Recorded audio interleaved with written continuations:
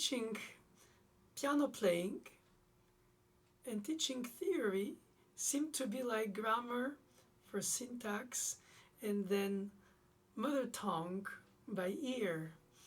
or through the fingers. Perfect pitch can bypass understanding or explaining, but it's not supposed to be instead. It's supposed to be a way to cultivate the knowledge so that when you play with the intuition, you bring in the best of what in the first place drives you to play the piano, therefore to express the music that comes through a written media that translated through your own psyche and sensitivity and also filtered analytical understanding can become then something stylistically framed to become awareness that's not necessarily shared by everybody equally, but those guidelines can be sometimes a little bit simplified, like grace notes on the beat in Baroque and before the beat after, especially in Romantic era, articulations not slurring into the downbeat in the early classic Viennese school, but then more so in the Romantic era of Chopin, Schumann, and you can argue also the fact that the instrument is built differently in the early 19th century and today. Therefore, the cross strings resonate better homogeneously through the whole large range of the piano. And then you can see or suggest or imagine that octaves in the left hand were then to compensate the weakness of the parallel straight strung piano's beautifully individual ranges, not necessarily homogeneous and balanced. And then you have to reestablish it by voicing the bass line, because if not, then what was to compensate a weakness becomes an overcompensation in the modern piano. It's a sort of a translation of a texture from one medium to the other, and the playing is not reciting the score, regardless which edition you prefer or which manuscript you can sight read. It's really how your hearing translates to your playing, the reading, meaning the understanding of what is in between the notes most of the time, so that the listener can hear what you voice, if it's up and down stem in the same right hand, not to amalgamate the part and become a single voice out of the two voices, or three, since the instrument decays and the fast notes don't as much, therefore you hear always the moving parts. But if you voice out the held parts and then you play softer, the phrasing of the under parts or the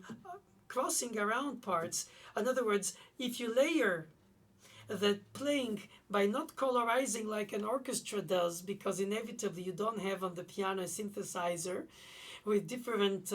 orchestral instruments, oboe, flute, clarinet, woodwinds for the intimate melodic lines, brass for the harmonic or structural, and then strings for all the emotional with the vibrato strings, human nature, soulful section, and many of the symphonies of Beethoven, nothing but that to compare with the piano sonatas, are symphonic in their sense that they are suggestive, like operas in Mozart are in his keyboard music also suggestive of arias. I mean, Haydn himself started the sonata form, according to what we're told, from the point of view of the organization of the structure of two opposite themes and development, and then of course, recapitulation. And so the organization of the thoughts, the layering of the thoughts in terms of the texture, the soundscapes, corresponded to each time period for which it was the only. And the novelties and the audacities of Beethoven in the early Haydn style of his, around the end of the 1700s, the audacity escapes us today when he gives accents or impulses through sforzandi markings, which are to be determined also in their level, or crescendi to piano, which is fragmented as if it's orchestrated rather than if it's avoided climax. He proceeds a lot with this provocative accents on the upbeats when naturally the downbeat is the heavier beat, at least used to be, with the upper beat departing and a downbeat arriving on the downbeat, not necessarily louder, but at least more stable or more settled.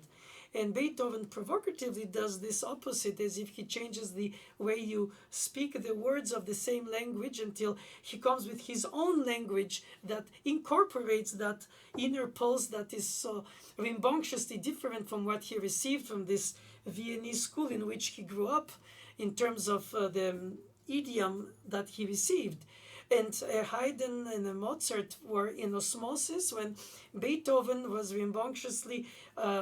trying to break from that. And from us, our point of view, it is very interesting to observe. But in their time, it was daring and ill understood many times. But nevertheless, today we played for other ears, comparing other interpretations, or a newer instrument that can do different capacity of things with the pedaling and the phrasing, the articulation, the breathing between the notes, or in the rhythm, or in the necessarily imitation of the voice, just like the harpsichord imitated dances, or if it not, it symbolized them in partitas or suites of dances, and then imitated arias when he didn't accompany them in order to become autonomous, but it's so suggestive of singing or dancing. And then pure music with the fugues for the Baroque and even before the polyphony, and then pure music in terms of the sonata form. But of course, even Haydn takes from the ABA second movement and of a slow movement, at least of a sonata, the way he saw it after the two themes development recapitulation of the first, and the minuet, which somehow comes out from the suites between the sarabande and the gigue, is an intermediary movement preparing the finale, which would be a rondo. It's also a dance in sorts, even if it's an ABA CADA form. So Beethoven breaks after adopting this programmatic music, and then goes astray and breaks the toy because his creativity calls for that. And Schubert or Mozart in Vienna did not revolutionize the tonal system or the formal organization of the musical expression, but Beethoven did. So it doesn't make it differently better or differently striking. It's just that I think also we have the chance that he lived long enough for his time period to have evolved from Haydn to beyond himself, almost through Romanticism to almost atonalism in the late sonatas. To a certain extent, one can say that for us, he is a pianist. The composer who wrote his main sonatas for the fortepiano at the get-go, on the turn of the harpsichord, giving place to the fortepiano as an instrument of expressing the musical meaning of the mood, of the storytelling, of the narration through the dynamic range that imitates a little bit closer the orchestral capacity of volumes, if not exactly as modern piano could. That's why the concerto with orchestra also evolved into this kind of one orchestra man playing versus a whole group. But originally it was more like a concertino, where the soloist is part of the concerto and then has a little part out of it, the concerto grosso. I think it's the development of the instrument, the projection of the sound, the capacity of the holes, the expectation, and of course the recordings later that brings the music so intensely close to us, perhaps even unnaturally close for the microphone's point of view, than the holes used to be. And the expectation of what is a performance versus what is a perfect performance, or at least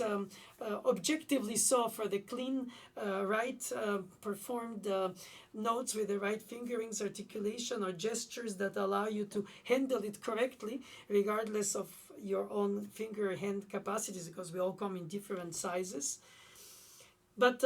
it was more about the experience of playing the piece as a whole trajectory of a storytelling, as if a painter repaints his painting or her painting from scratch every morning when the gallery reopens. The pianist restarts everything from scratch. Nothing is, it's all ephemeral, nothing is holding. And even a recording is an artificial holding of it, because the performer inevitably develops the thoughts, even if it's not their own as a composer. Even part improviser, which used to be the improvisation was part of the interpretation expectation of the time, when in the 18th century the performers were composers and vice versa. Basically, there were not individual let's say paths in music development. It was all part of a full musicianship, from which you develop the different aspects of it, either because of being a church composer, musician, or court composer, or independent like Beethoven, with having sponsors, or today that would have been then, of course, patrons like the Waldsteins and others. And he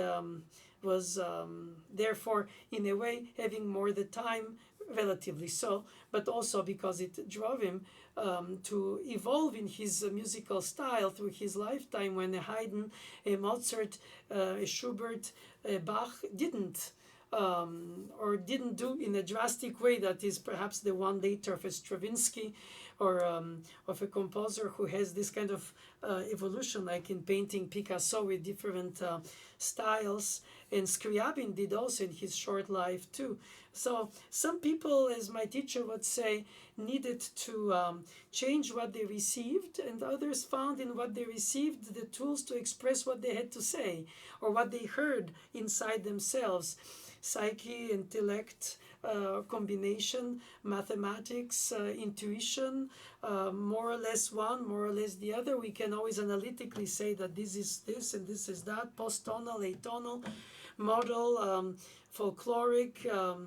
and it's probably our century, especially today, that has so much more beautiful access to the music of the past in layers and in niches, and in so many ways you can be, if you have a curiosity, it's an incredible opportunity to learn about the different trends of the distant past in music until today, misunderstood or understood for different chapels and points of view which don't agree among themselves, but you have access, which wasn't the case even for the great composers we admire of the past, who had very limited access to it, because they lived in their day, and what was then was a quick learning of a knowledge which was more about know-how,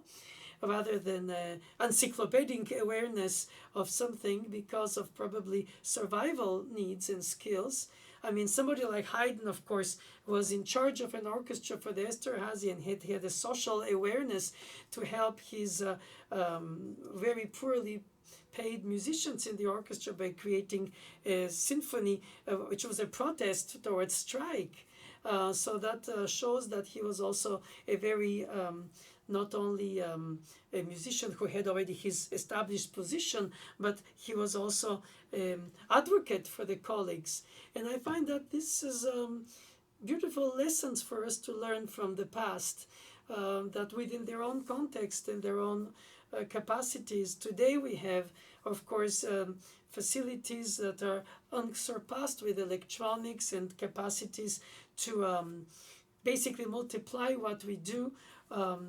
We do, and what do we need to do in music to serve it right, to serve the students, to give them the correct, or at least what each of us believes, regardless that we can agree to disagree, stylistic basis of understanding of what is a style, what is the technique to obtain that style, how you position the meaning of the articulation in Bach compared to Mozart or Haydn, and then Chopin, Schumann, or Scriabin or Rachmaninoff, and what type of pianism requires what type of performance of the keyboard action control under the escapement for a super pianissimo that would be whispered intensity, or how do you translate a tempo marking of a composer that is, like in Beethoven, often allegro ma non troppo, lively but not too much. It remains a little bit, unless Beethoven's later works came up with the metronome that Melzel marketed in Vienna in the 1820s to have the objective beats per minute. But until then, and even so, it depends of the instrument on which it was played, and he was mostly deaf at the end of his life, or at least couldn't hear very much. Whatever it was, he had a concept of tempi that was to do with his inner hearing of his music, not necessarily the realistically way to be played. And sometimes conductors would tell you that some of the scherzi of his symphonies, tempi markings are basically unplayable today in tempo. It's not really true. It's just that we are used to have the articulation, the clarity, the projection, the resonance. Of course, acoustics evolved. The individual instruments also evolved in their quality of length of sound and vibrato and capacity of pitches and tuning, and which tuning pitches you use to project which kind of sound you want, as the conductors of orchestras do sometimes play on that element, like the tuning of the piano would be also one of those systems that enhances the resonance quality of the piano, what type of thirds you use, what kind of octaves you use, how open it is or not. So you inflict on the performer a lot of options that the performer has to either study by curiosity, either because in fact loves it in the first place, as I said. I find that to be very true, that you cannot ask a student to to study by curiosity and practice endlessly until refining details that might be not even detected by somebody who doesn't have the awareness of a stylistic articulation. Regardless, it is the fact that when you have a love for something or somebody, you're curious to know more about. And I think this curiosity is very healthy. It can even question what the teacher suggests and says, the trill with the upper note, in this case, because it comes from the upper note, or in other case, because it's Baroque, it's on the upper note as an appoggiatura, because leaning on top. Or then sometimes you can say nobody's on the real note because of the connection of the phrase direction, just like the sforzandi in Beethoven sometimes bulge, but sometimes have to be integrated in the phrasing. So they lead you through these accents to or impulses to another direction of the line, and the phrasing becomes a different narration. All these elements can pollute, when I say them quickly like this, the mind of a young student who just loves the piece and wants to play it according to what their intuition calls them to do. And then if you add them too much awareness of stylistic, formal, interpretational, technical aspect of the texture and how we translate the intention of the notation versus the intent of the composer that we assume we know about, and others disagree, and so on, between tempo, phrasing, and pedaling, and harmonization, and layering, as I said earlier, it becomes too much. And very often I fear that a student comes out from a lesson saying, I just can't think of all these things, too much. How will I integrate all these details? It's not by repetitive practicing only, because that could be a case to be said that, it becomes part of the muscular memory, and then I have to think about all this. It just plays and I watch it happen, like an autopilot of sorts. No, I think the awareness to be always intellectually ahead of what you do, like a conductor beats always a beat before, so the orchestra is brought to play the next beat the way the composer in the score asked for it. So there is a sort of a pulling and following between the magnetic attraction that is the conductor bringing the beat by starting and before the orchestra plays, and then the orchestra plays the next beat. You are your conductor when you play solo on the piano, so it goes between your eyes on the text memorized, your ears from what you hear of the piece before you play it, and what you monitor from what you played, and you go, I don't like it, oh, it's too loud, it's too soft, it didn't play together, I should try it again, oh no, and this finger didn't work, and this keyboard is too heavy, and the low notes didn't speak, and the top notes for something scream. You get lost in all this, and I try to help the student summarize the amount of details which don't together as a bundle bring the whole. The whole comes from having, in a way, digested all the details, or at least aspects of them, because some things get lost on the way. And that's the beauty of it, is that I think that once you have the full circle between discovering a piece, wanting to play it, learning how to play it, typically fingering, positioning of the hands, anticipating shifting for bass notes, how to fetch, how to organize, how to count independently of the articulation of the playing, so that you can keep your guideline of the pulse compared to the phrasing. You subdivide the counting of slow tempi if they're written in 30 seconds, and fast tempi that are written in very short bar lines with groupments of bar lines, 4 plus 4 plus 2, or you count in superstructures of hypermeter.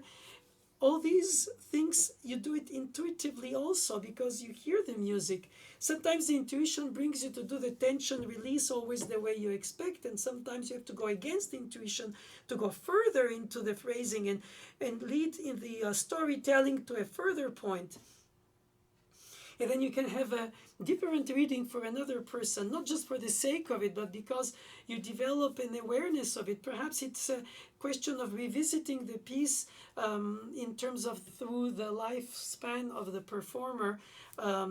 Often and often, either as a performer, perhaps a recording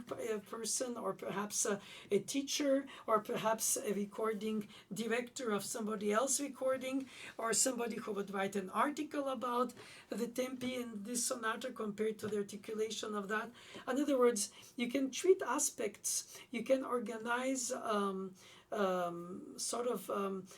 would say, manuals for students how to handle a given piece, for what you think this should be, how the student should reach the point of the piece that you think is the one. And if diverging towards it with informed, well-informed student who also hears other recordings and other performers and plays for other teachers and visits master classes and plays or hears. In other words, the students gather a plethora of information according to their curiosity, or then in order to even produce the rejection that is part of their choice, in order to say, no, this I'll do that this way. And then perhaps later in their life, they might consider that this moderato or this allegro was in fact more an andante, and it's more meaningful this way. Perhaps they develop it because they worked on something unrelated to this style for some other composer, and then pianistically they adapt it and they say, oh, this is how I would like this to be. Because inevitably, it's not that we don't have an opinion, is that I think in a way we drill deeper and deeper when we rework on the same piece that we met as a youngster, if we were, and as an old person we revisit it. It's as fresh, but it shows different aspects that you can perhaps differently handle, or perhaps reveal to yourself in a way that despite how you were told, you didn't apply because it didn't mean to you that way. And then the technique allowing to organize better what you hold, what you don't hold, what the pedal holds, what the finger can hold, and then how you organize a soundscape according to acoustics and resonance and instrument and where you play it. Little by little, you develop a sense about how you expect the piece to be in an idealized way. And sometimes it's, as I said earlier, I think, and I'm convinced in this, really the first approach. It's just that you don't put words on the facts. You don't analyze it when you love it and you discover it and you want to play it or you start playing it. Regardless if you are played gauchely, so to say, you find ways to go through it because it means to you. And so I hope that when I give my students this I think responsible approach to give them the information how to handle in order to handle it in a certain way. So the technique towards the performance, towards the way to perform it. In other words, not just play because I say, or if you want to just please me in the lesson and then you do something else when you're out of here, which is anyway what can happen. It's more about having a very humble dialogue between us and the score, the student and I, with the score, and try to see what I read in it and see what it means to the student. And if I can convince the student either by my conviction of a given way of doing a transition or a ritenuto or a delay of a note, specifically a grace note, how do you organize it within the rhythmicity or the melodicity or the harmonization, and where do you place the pedal? More like giving options rather than imposing, though at some point I have to give my opinion. And my opinion is forged, of course, from my analytical understanding of the piece, but also the way I like it. It's not necessarily only one or the other. It's really a fruit of this, it's a fruition of all these years of loving the piece and serving the piece in different capacities, from teaching to performing, or vice versa, or learning it more by teaching it, as well as the student learning it. But in the case of the student, usually is the first time, and for the teacher is the whichever time to rediscover the piece. And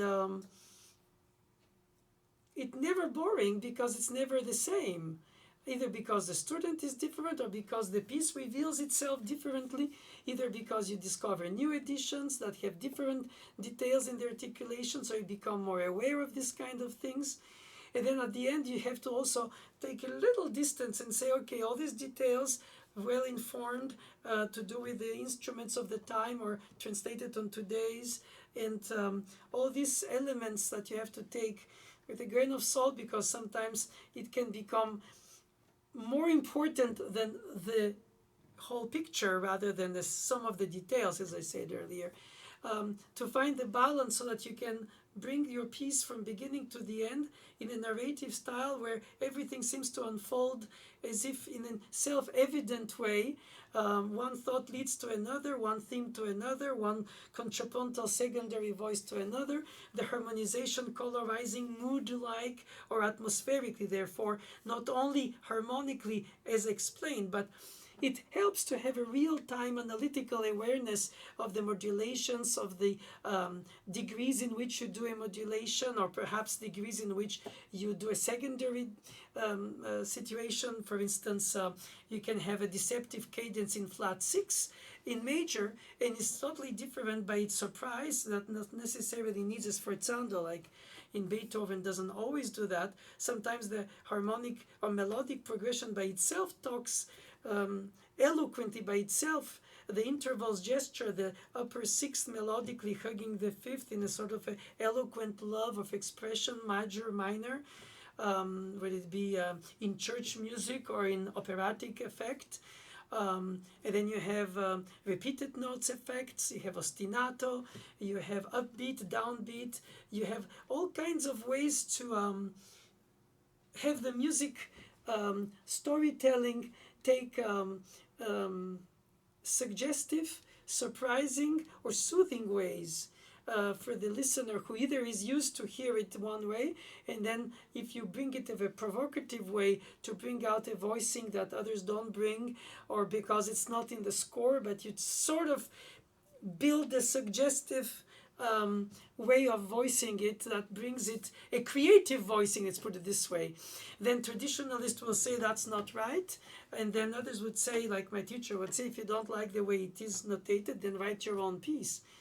So learn to love it as it is, rather than to impose onto it what you would like it to be, or to have been rather, since most of the music we play is from the past, and we have to suggest to the student what we think was the way it was approached. Though, regardless how it was approached, it's today that it's played. And so even if it's not corresponding to the canon of beauty of the time on which, or during which it was composed, it's played today. So we could also take this stance of the situation on the point of view and say, hey, it's today on this instrument with these people, and I like it that way, even if loving it that way is betraying its essence, it's still loving it, it's serving it, is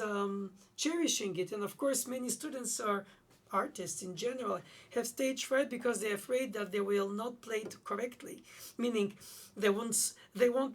make it justice, and because they admire it too much, and perhaps there is no way to do it exactly everything that you like in the piece because you're human, or perhaps some people manage better than others to reach these heights. Takes nerves of steel and organization and concentration, at the same time an emotional connection with the piece that is not to overtake the rational technique to perform it. All kinds of elements that put together makes us human, but regardless of what we are serving the piece more than the composer or the opinion we have of the composer's intent or the context in which it was written, because we can be, of course, aware of it. And it helps to hear an opera by Mozart, to play a piano sonata, to hear a Beethoven symphony analytically and played on the piano as a sonata that in fact sounds symphonic on the piano because it's suggestive of these different types of instruments. Same thing would be called for ballet with Tchaikovsky on the piano for his piano music, because the idioms of the composers are specific to their most keen expression, but necessarily the tools can be used, and they do often use them, from a sacred work to a banal piece. In a way,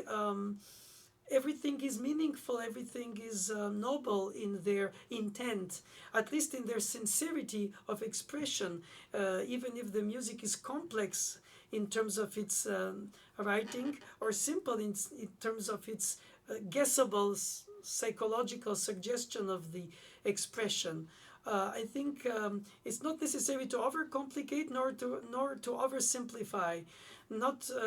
avoid layering nor verticalizing the texture in order to just make it fit in the two hands read on two staves. The music of the composers comes in pulses that overlap the beats and the downbeats, in hemiolas if they are, it's like Brahms and many other composers who managed to stretch or retract before they even changed meters almost on each bar, like Stravinsky. But even before that, you had this kind of capacity of sort of overlapping the bar lines, which are there for practical reasons, because they sort of compartmentalize the piece, but not necessarily the thought of the composer in terms of the phrasing direction compared to the notation and the chosen meter, and then therefore the length of sound, and then how you stretch it. And some will say it's too slow, some will say it's not fast enough, or it's way too fast, I don't hear everything. Some people cover with pedals, some consider a scale never pedal, some only arpeggios pedal because of the harmonization and the organization by thirds, which allows for the consonance versus the dissonance. But that concept evolves with styles as well between Renaissance and today. What is which, what is tension and release? And so, since we play so many styles today that can be within an hour of a recital, you can sort of like make a tour of almost 3 centuries of Western European music, let's put it this way, and which uses more or less the same circle of fifths skeleton tool with the chordal organization and the harmonic progressions and the punctuations with the cadential, so you have this kind of common syntax, common language, but adapted to different, like Latin roots become French or Spanish or Portuguese or Catalan, and then it evolves differently in the language in English if you add the Saxon, and different evolutions of the. So music languages also evolve inevitably, and we try to make sure we understand without to belittle it, because sometimes it surprises us by doing something more modern than we thought they would do, or we consider it to be jazzy off the beat or anticipating the beat, or it's how we consider it today. But because we cover so many styles, perhaps we do it more superficially unless we do it very demandingly and develop an awareness of a given time period only and devote our life to it. The two are commendable, but in the piano, modern piano playing, inevitably by playing it, you translate the essence of it through the intervals, the gestures, the harmonizations, the modal usage or the chromaticism or what type of enharmonics and stuff on this. And so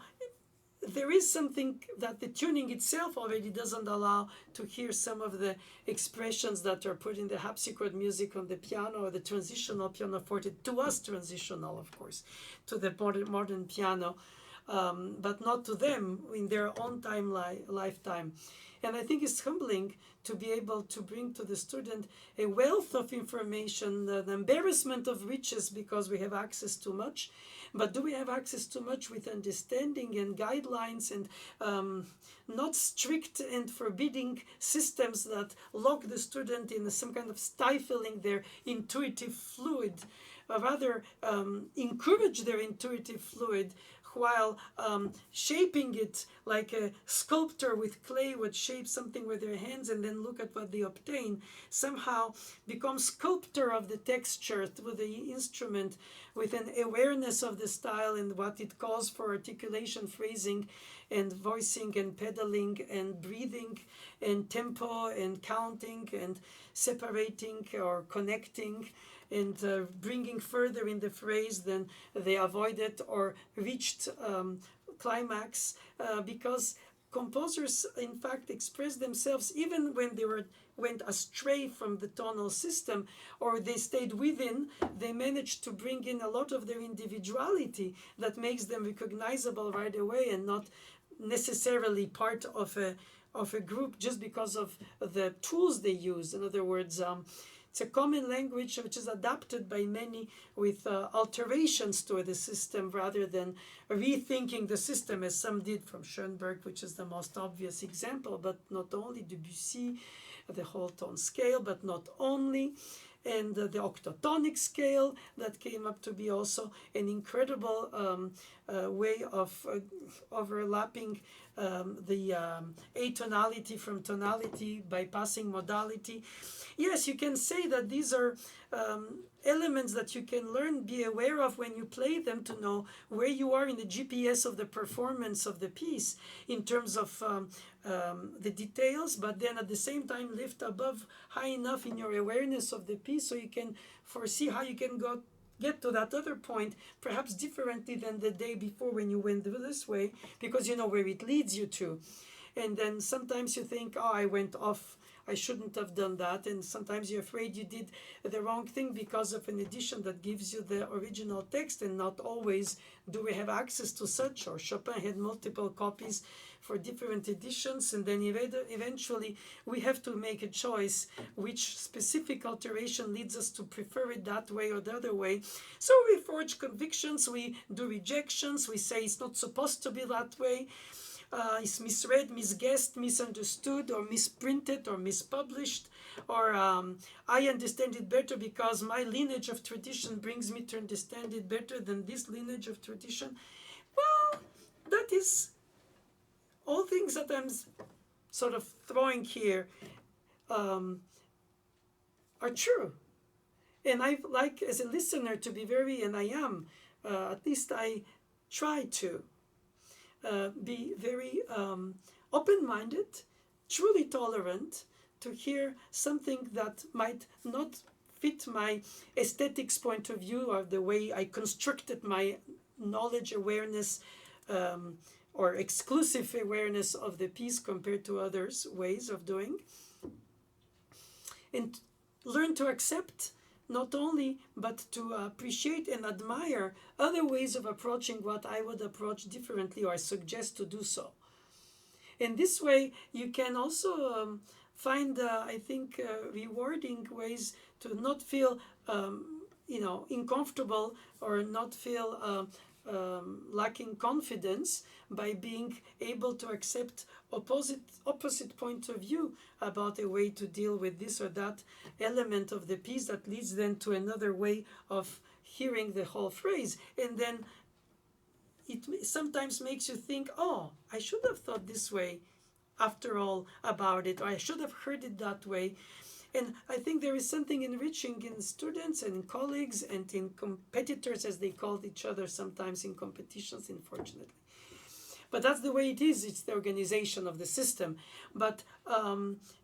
it doesn't mean that there is an infinite way of playing the same piece differently. It means that there are approaches which can lead us to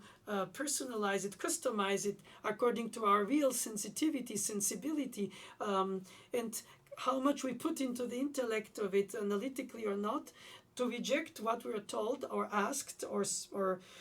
imposed, rather, to bring something that is the fruition of your own